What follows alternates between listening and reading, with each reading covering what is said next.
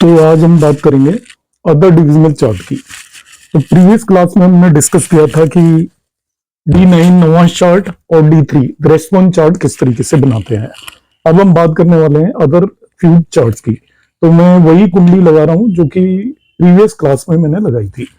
तो आज सबसे पहले हम डिस्कस करेंगे D2 चार्ट किस तरीके से बनाया जाता है। तो D2 चार्ट से रिलेटेड डिटेल जो है ये सेकंड हाउस का एक्सटेंशन है, ये मानकर चले आप। दूसरा भाव, तो दूसरा भाव होता है वेल्थ का, धन का। तो वेल्थ ऑफ पर्सन यदि आपको देखनी है तो हम सेकंड भाव से देखते हैं, तो उसी का ये डिविजनल चार्ट है। तो जब भी वेल्थ देखनी है तो हमें सेकंड भाव के साथ D2 या होरा चार्ट भी बोलते हैं इसे, उसे भी देखना चाहिए। ये साथ में स्पीच का भी होता है, कुटुंब का भी भाव होता है। तो तीनों चीजें D2 से हमें देखना चाहिए। इसमें हम क्या करते हैं कि एक राशि को दो पार्ट में डिवाइड करते हैं। तो एक पार्ट 15 डिग्री का होगा, दूसरा पार्ट भी 15 डिग्री का होगा। D2 चार्ट के अंदर सभी प्लैनेट्स केवल दो ही राशियों में आते हैं। एक राशि होती है मून की, जिस 4 साइन कैंसर, और दूसरी होती है सूर्य की, सन की, जिसको हम लियो या सिंह बोलते हैं या 5 साइन बोलते हैं। तो सभी प्लैनेट या तो मून की राशि में आएंगे या सूर्य की राशि में आएंगे। तो लग्न में भी इन दोनों में से एक ही राशि होगी। यदि लग्न में चंद्रमा की राशि आ जाए तो उसे मून की होरा कहेंगे, और यदि लग्न में सूर्य की राशि आ जाए तो उसे सूर्य की होरा कहेंगे। तो होरा या तो सूर्य की होगी या चंद्रमा की होगी। तो जब D2 चार्ट में सभी प्लैनेट केवल दो ही राशियों में आते हैं, क्योंकि ऐसा माना जाता है कि चंद्रमा मां का कारक है और सूर्य पिता के कारक है। तो जो भी हमें वेल्थ मिलती है, कुटुंब मिलता है, स्पीच मिलती है, वो माँ और पिता के आशीर्वाद से ही मिलती है, पेरेंट्स के आशीर्वाद से ही मिलती है। तो हम देखेंगे कि किस तरीके से हम D2 चार्ट बना सकते हैं। इसमें सभी प्लैनेट मैंने बताया था कि केवल दो ही राशियों में आते हैं। तो एक राशि लग्न होगी इनमें से, और दूसरी या तो उससे पीछे होगी या उससे दूसरे भाव में या 12वें भाव में होगी। तो हम इस पर्टिकुलर कुंडली के लिए किस तरीके से निकालेंगे, तो सबसे पहले रूल की बात कर लेते हैं क्या है। तो मैंने सबसे पहले बताया only cancer and Leo sign appear in the chart. बाकी किसी भी साइन की जरूरत नहीं होती, लिख सकते हैं हम, पर सभी प्लैनेट इन्हीं दो साइनों में होते हैं। ऑल प्लैनेट्स इन 4 और 5 साइन, जैसे मैंने बताया, सभी प्लैनेट या तो कैंसर में होंगे या लियो में होंगे। अब क्या करना है आपको, ऑड साइन में जो भी प्लैनेट है यदि वो 0 से 15 डिग्री है तो वो लियो या सन की ओरा में आएगा, मतलब 5 साइन में रखा जाएगा। यदि ऑड साइन में कोई भी प्लैनेट या लग्न है और वो 0 से 15 डिग्री है तो उसे हम रखेंगे 5 साइन में या सन की ओरा में या लियो साइन में। और ऑड साइन में यदि प्लैनेट 15 से 30 डिग्री के बीच में है तो उसे 4 साइन में, कैंसर में या मून की ओरा में रखा जाता है। इवन साइन में ये रूल बिल्कुल अपोजिट हो जाता है। इवन साइन का मतलब 2, 4, 6, 8, 10, 12 में या तो कोई भी प्लैनेट है या लग्न है तो 0 से 15 डिग्री तक उसे मून की ओरा में, मतलब कैंसर साइन में रखा जाता है, 4 साइन में। और 15 से 30 डिग्री उसको सन साइन मींस लियो में रखा जाएगा। ये रूल है D2 चार्ट कास्ट करने के। अब मैं आपके सामने यहाँ पर बताता हूं, इस पर्टिकुलर कुंडली के लिए D2 चार्ट हम कास्ट करेंगे। तो आप देखिए इसकी लग्न 3 साइन में, मतलब ऑड साइन में, और इसकी डिग्री 23 डिग्री है, 15 से ज्यादा है। तो ऑड साइन में जब भी 15 से ज्यादा हो तो वो मून की होरा आएगी। 0 से 15 डिग्री सन की होरा आएगी 5, 7, और 15 से 30 डिग्री मून की होरा आएगी 4 साइन। तो इसकी जो लग्न बन जाएगी वो 4 हो जाएगी और इसकी होरा मून की होरा होगी। तो लग्न में 4 साइन रख दिया मैंने। तो लग्न में 4 है तो यहाँ पे 5 आएगा, ये नेचुरल है। लग्न में 5 होता बाय द वे तो 4 यहां पर आता। तो सभी प्लैनेट या तो इस भाव में आएंगे या इस भाव में, और यदि लग्न में 5 साइन हो तो 4 साइन यहां पे होगा। तो सभी प्लैनेट इन दो भावों में आएंगे उस केस में। ये क्लैरिफाई कर देता हूं। अब देखिए बाकी लग्न हमने डिसाइड कर ली, 4 हो गई। अब हम बाकी प्लैनेट्स रखना मैं सिखाता हूं आपको, किसी को भी पिक कर ले आप।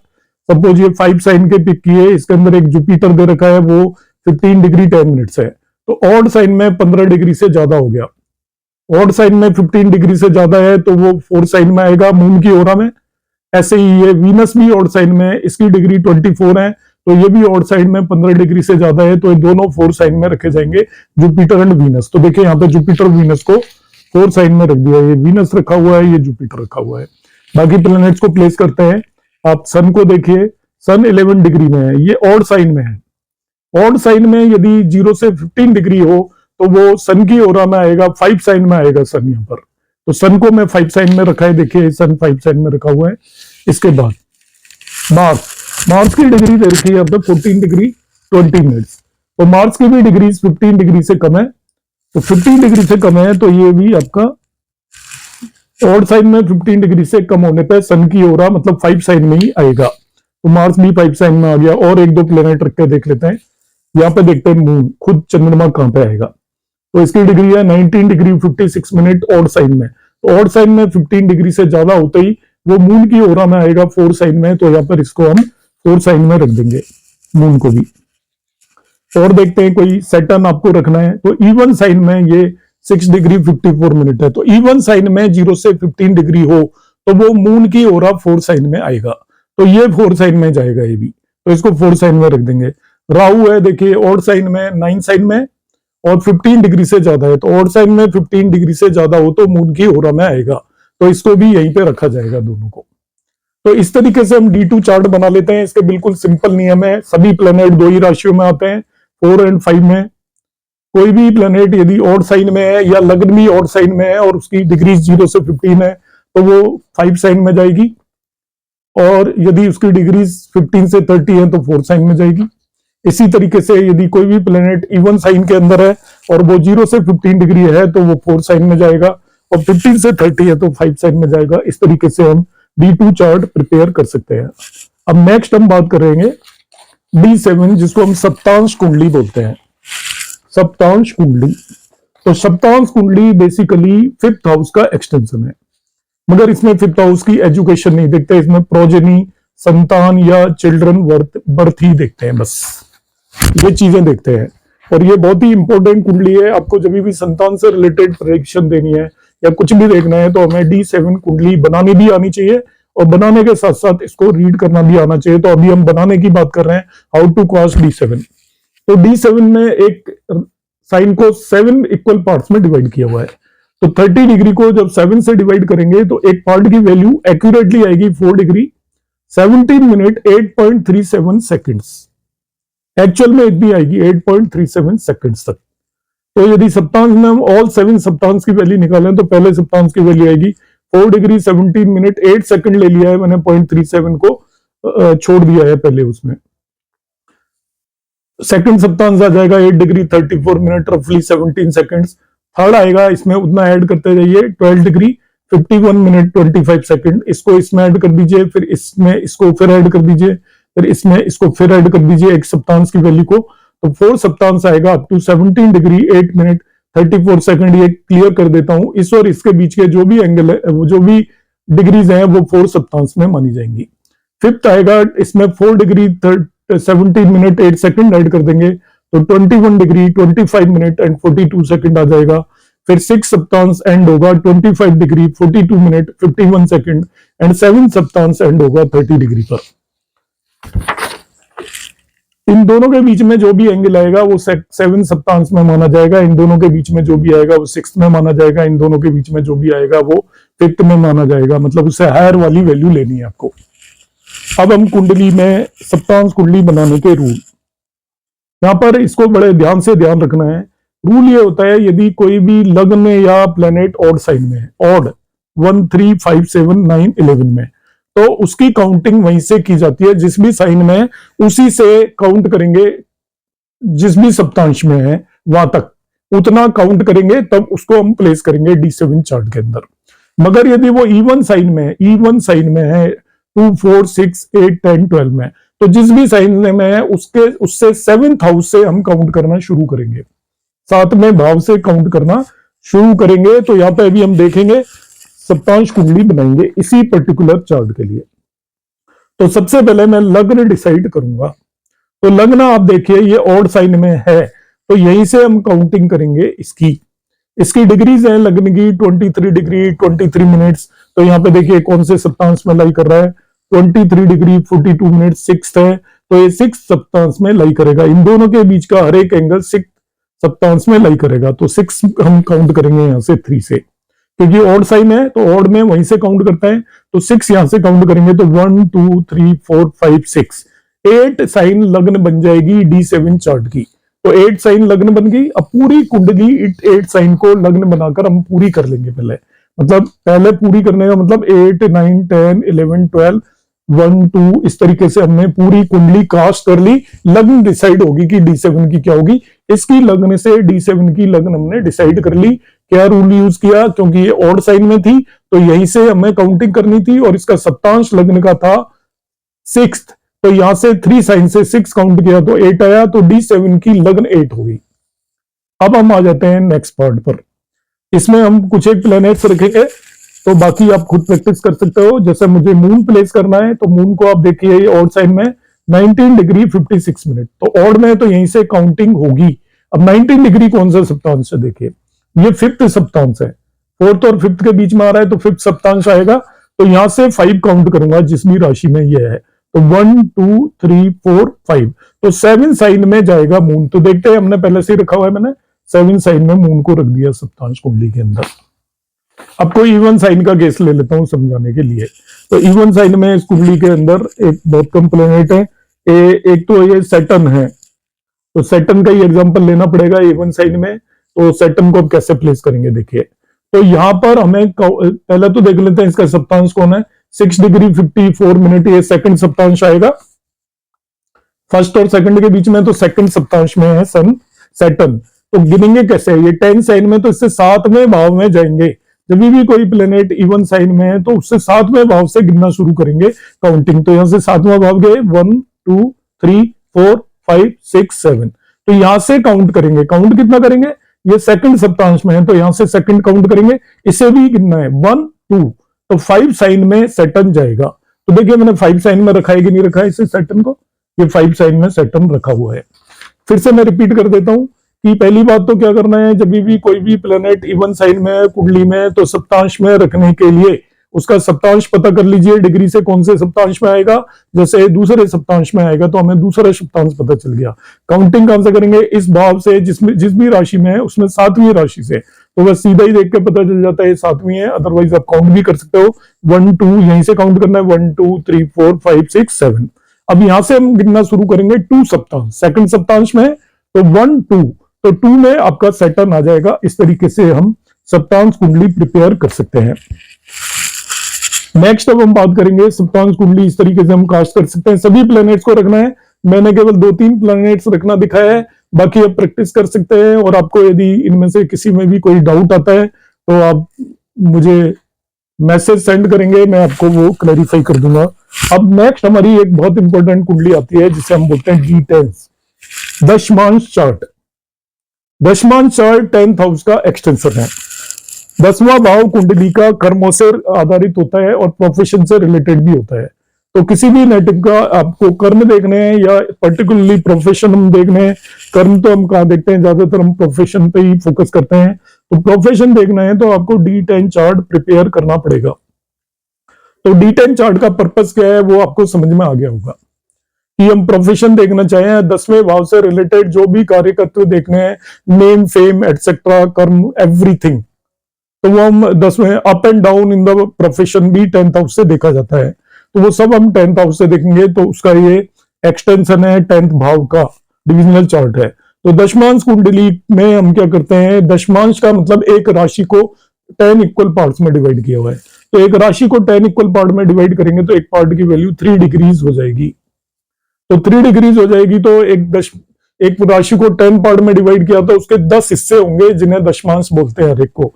तो फर्स्ट दशमांश 3 डिग्री का होगा, दूसरा 3 से 6 डिग्री, तीसरा 6 to 9, fourth 9 to 12, fifth 12 to 15, six 15 to 18, seventh 18 to 21, eighth 21 to 24, ninth 24 to 27 and 10 27 से 30 डिग्री तक 10 दशमांश होंगे। इसको बनाने के लिए काउंटिंग के क्या रूल है, इसके रूल D7 चार्ट से मिलते जुलते हैं बिल्कुल। D7 चार्ट में हम क्या करते हैं, यदि ऑड राशि होती है तो उसी राशि से काउंट करते हैं, इवन होती है तो 7वें भाव से काउंट करते हैं। तो दशमांश कुंडली में आपको बिल्कुल वैसे ही करना है, यदि ऑड राशि है तो वहीं से काउंट करना है। मगर इवन है तो वहां पर हम 7 से कर रहे थे सप्तांश में, इसमें 9 से काउंट करना है, from 9th house, that's all. अब मैं ये कुंडली बनाना शुरू करता हूं।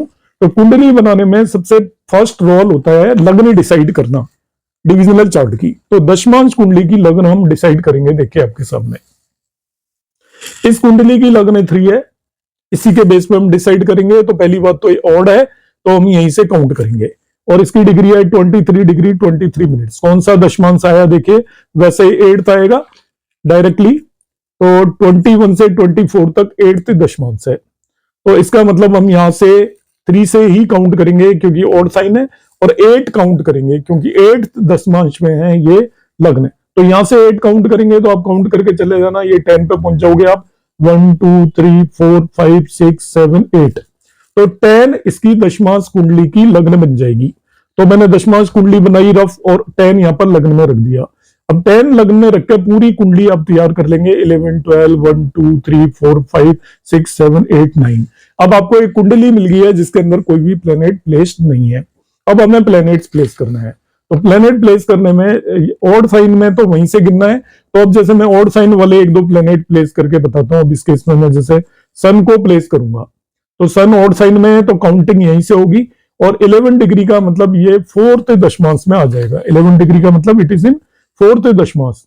9 से 12 के बीच में आप देख लो, इनिशियली प्रैक्टिस नहीं होगी तो आपको देख के कर लीजिए, वरना आप वैसे ही पता चल जाता है 4th में ये। तो 4th दशमांश यहां से काउंट करेंगे 7 साइन से।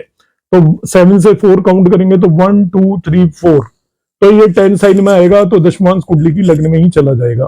तो देखिए 10 साइन में सन आ रहा है। एक इवन साइन का मैं देख लेता हूं, यहाँ पे सैटर्न इवन साइन में रखा हुआ है। तो सैटर्न इवन साइन में जब हो तो 9वें भाव से गिनना है। तो पहले देखिए ये दे रखा है इसका 6 डिग्री 54 मिनट, तो 3rd दशमांश में आएगा 6 डिग्री 54 मिनट। देखिए 6 to 9 3rd दशमांश में आएगा, तो 3rd में आएगा। तो 3rd पता चल गया मुझे। अब 3rd कहां से गिनना है मुझे, ये जहां भी रखा हुआ है उसके 9वें भाव से गिनना है। तो पहले 9वें भाव से पहुंचिए, 1 2 3 4 5 6 7 8 9। अब यहां से 3rd गिनना है आपको, तो 1 2 3, मतलब 8 साइन पे पहुंच गए। तो क्या करना है, इवन के केस में जो भी प्लेनेट इवन साइन में है उससे 9वें भाव पर पहुंचकर जिस भी दशमांश में है उतना गिनिए। तो यहां से 9वें भाव पर मैं पहुंचूंगा, फिर से देखिए 1 2 3 4 5 6 7 8 9, और वहां से 3 काउंट करना है, 1 2 3। तो सन 8 साइन में आ जाएगा आपका। देखिए सन 8 साइन में होगा यहाँ पर, वो सॉरी सैटर्न, ये रखना ही भूल गए हैं तो मैं यहाँ रख देता हूँ, सैटर्न 8 साइन में आ गया। और एक प्लेनेट बता देता हूं आपको, जुपिटर को सपोज आप प्लेस करना चाहते हो, तो जुपिटर ऑड साइन में यहीं से काउंटिंग होगी, और 15 डिग्री 10 मिनट्स है। तो 15 डिग्री 10 मिनट का मतलब 6 दशमांश में है, ये 6ठे में आ जाएगा। आप यहाँ पे देख सकते हो 15 से 18 6 में आएगा। 3 के मल्टीपल से सीधा पता चल जाता है, इसमें कोई बहुत बड़ी बात नहीं है। तो यहां से आप 6 काउंट कर लीजिए, 1 2 3 4 5 6। 10 साइन में जुपिटर होगा, तो देखिए इसकी लग्न में जुपिटर में 10 साइन में रखा हुआ है। इस तरीके से हम दशमांश कुंडली भी प्रिपेयर कर सकते हैं। नेक्स्ट अब मैं बात करूंगा D12 चार्ट, जो इसमें लास्ट चार्ट होता है सप्तवर्ग में। तो ये सप्तवर्ग के ही मैं बताऊंगा। एक D30 होता है, वो मैं अलग से आपको एक्सप्लेन करूंगा, वो थोड़ा डिफरेंट वे है करने का। तो D12 को द्वादशांश चार्ट भी बोलते हैं।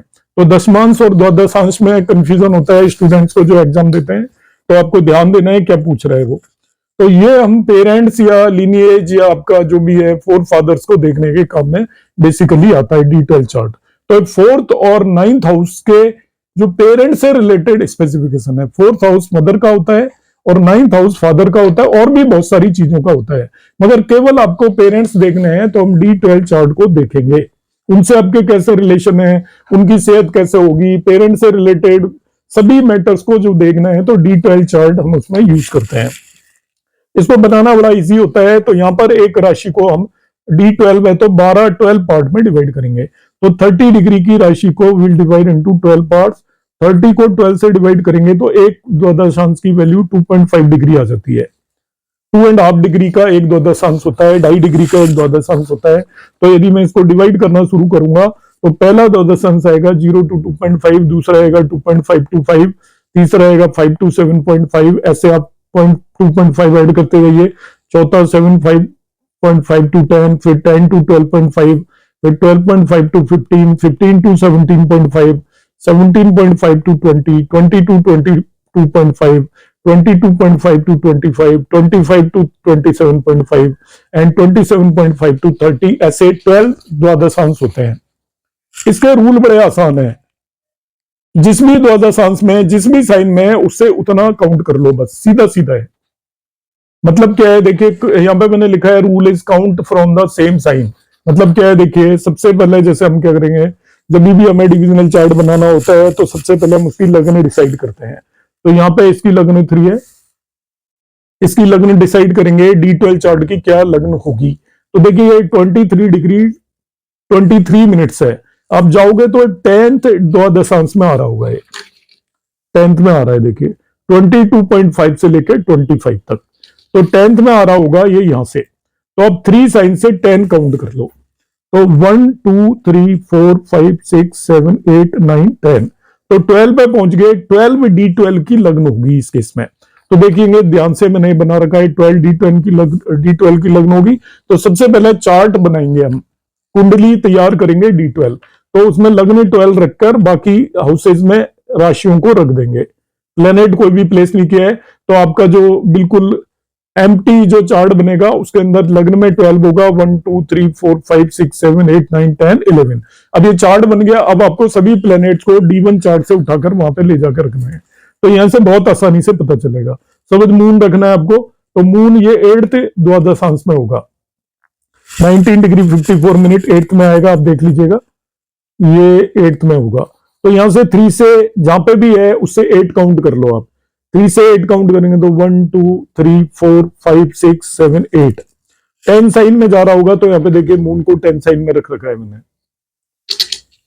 इसमें कोई ऑड इवन का चक्कर नहीं है, जहां भी कोई भी रखा हो। सपोज मुझे सैटर्न को प्लेस करना है तो सैटर्न 3rd द्वादशांश में आ रहा है। यहां से 5 से लेके 7.5 डिग्री तक 3rd में जाएगी। तो यहां से 3 काउंट कर लो, 1 2 3 12 साइन में सैटर्न होगा। तो देखिए 12 साइन में सैटर्न रख दिया।